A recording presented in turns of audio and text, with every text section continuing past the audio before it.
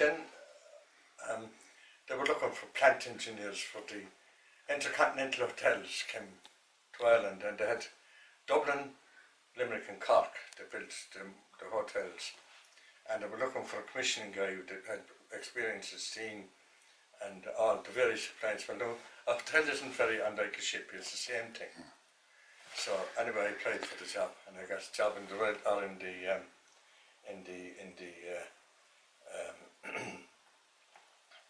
Intercontinental Limerick as commissioning, and I commissioned mechanical appliances in Limerick and Cork.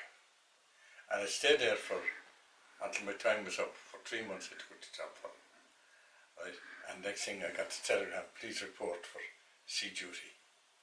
Right? And I had to go, and I left it. So after that I was writing, and then I married Kay I left the sea in 65 or 66.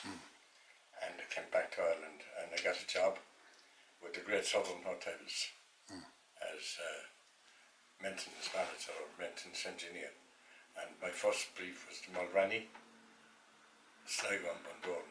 But within about 6 months I was made chief engineer for the combined group in the hotel section. All over the country? All over the country, yeah. And what are other hotels that were involved in that group? They had 11 hotels at the time. They had 2 in Galway. They had 4 in Kerry, 3 in the west of Ireland here, and was building in Belfast. And they had 1 in Rosslare and Wexford. So you had a lot of travel? I had a lot of going, yeah, a lot of responsibility. Yeah. Oh, the money. What year was that? That was 57. 57. But the 2 years before that, when after I got married, we lived in London, and I was senior plant engineer with the House of Fraser in Derry and Thomas and Barker's. I was with them for a while. And where did you meet Kay? I met Kay in Dromore and Castle when I was home and leave. Oh, okay. Yeah. So you were then. What was Mulranney like that time? Mulranney was there was 101 staff in it. It was after changing over in Mulranney. Miss Horton was the manager there when I first there, and then a fellow by the name of Neil Fitzpatrick went there, and he was there for a while, and they used to open for about 6 or 7 months of the year. And then there was Bob Lawler, John McLaughlin, Brian Kine, and then actually I think I could have been responsible for the selling of Mulranney. I was driving into Galway one morning, and I was told from Mick Kill, who happened to be, or John Bunn, who happened to be the general manager of the hotels division, was originally the chief civil engineer with CIE. That's the line. They came from an engineering line in the management structure. So anyway, we had to sell 3 hotels because of the problems in Northern Ireland, and they sold Mulranney, Sligo, Bundoran and Kinmare. And Mulranney was bought for 104,000 at the time. I was driving into Galway, into the Great Southern one morning, and I met a man called John Lydon. He was an old head cut as he saw. And I waved to him and he stopped. I said to him, would you buy a hotel? And he looked at me, what hotel? I said, there's 7 hotels, there's 4 of them going. I said, Mulranney could come, right?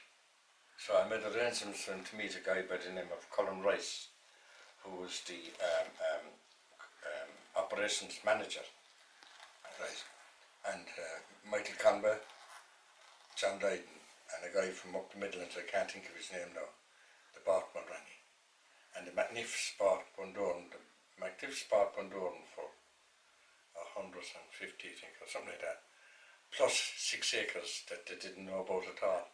And then bonus. Sligo was bought for 80,000. They were sold for a stop. Yeah. And was Mulranney a nice hotel at the time? It was a first-class hotel. Johnny Carroll was the head chef there. They always had good staff in Mulranney. I was there at the time that they had the Synod of Bishops. I was phone call from Dublin. Where was I? I was actually in head office today. Buncombe Main. He said, we have a very high-powered church conference. We have bishops coming from all over the place in Mulranney. You better go down there and stay there. Right? So I live in don't bother. He says, go straight there. He said, book in. He said, and stay until those fellas are gone. So I met, I knew him in Casey anyway. He was Bishop of Galway then, but I knew him from the time he was a young curate in Limerick. And the Cahal Daly, not the man that was that waved the flags in the north, had a couple of pints with him on the 2 nights, but they were nice fellas. Were there many of them in it? What? Were there many of them in it? Bishops? At the time they had full of priests, Full of- there were various bishops, how many bishops everywhere in the I country. don't know. And then the interesting thing was, this bishop came up from Africa, black, fine looking man, young man, right? Got the train from Dublin to Westport, and got the bus from Westport to Mulranney. Right? Not one of them went to meet him off the train. And he didn't comment, no? What? He didn't comment. Who, me? No, him.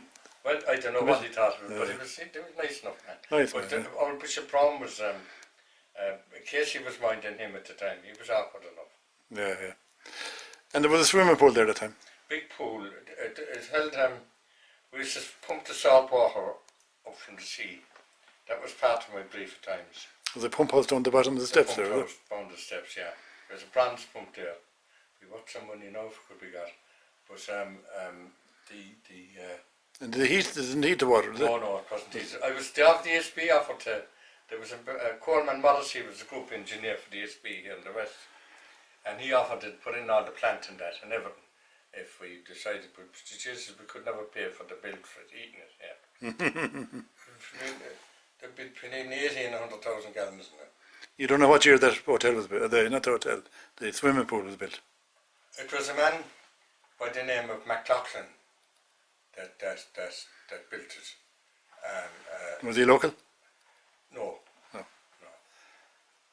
Did you swim in it? Who, me? Yeah. Oh, I did. Did you? You were allowed to swim, yeah. I Staff, could- like, you could do what you liked, yeah. Yeah, and more or less, yeah. Mm-hmm. I had 2 company cars.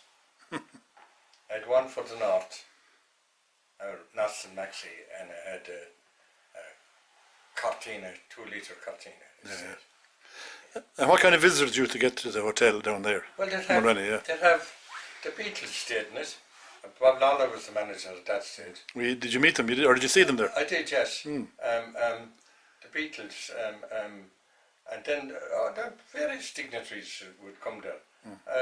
Askin Childers liked the place. There was a lot of very fine people. Were there tours calling there? Were there tour buses? Oh, there were the tour buses. CIE Tours International would keep supplied with Americans. Okay. And Tony Chambers, God rest his soul, he was a magnificent man with the saxophone. He used to provide the music in the evenings there. And where were they dancing in there? And the sunroom, do you remember the sunroom? Is that down the end of the bar, is it? No, the bar was designed by a man by the name of Souther, right? And there was square boxes in the bar, on the ceiling of the bar, and each of those boxes cost a guinea to put up. Guinea, yeah. Right? And there was a sunroom. It was an area as an afterthought that it covered in like a sunroom. You put on a porch of that, and put a dance floor there, and used to dance in there. And who was on reception there at that time? Can you remember? Marable Crone, Sal Scott, out to Banbrough Road.